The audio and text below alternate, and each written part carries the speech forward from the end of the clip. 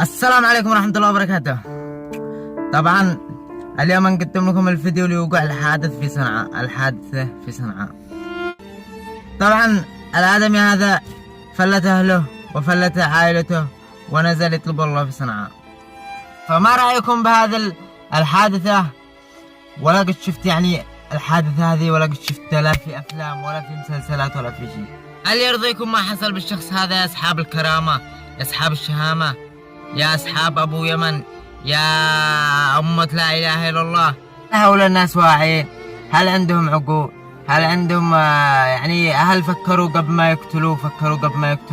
فكروا بأنفسهم، فكروا بالعائلة حقه، فكروا بما يصير بعده، بما يحصل فإن هؤلاء ناس غجريين ولا يستحقوا الإعدام. هؤلاء يستحقوا العذاب الشديد، عذاب شديد ليعذبوهم لمدة شهر.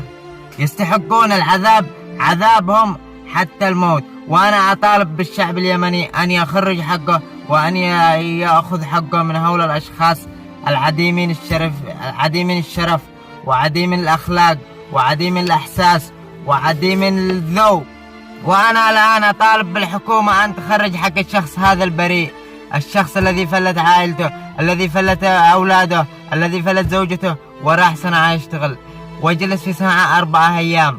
ليش؟ لأجل لقمة عيشه. وهؤلاء الشخص قاموا بتعذيبه وقاموا بقتله. ما به فيهم لا خوف ولا قلة ذوق ولا شيء. الخوف ما هو باين في وجوههم.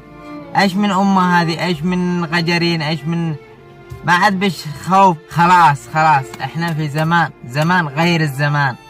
خلاص الأمة تغيرت، العالم تغير، الدين تغير، الخوف ما عاد بش خوف، ما عاد بش خوف في قلوبهم، ما عاد بش إيمان، ما عاد بش لا حول ولا قوة إلا بالله. وأنا أتمنى من المتابعين أن يشاهدوا الفيديو ويشاركوا بالفيديو في كل مجموعة وفي كل مكان ليأخذوا حق هذا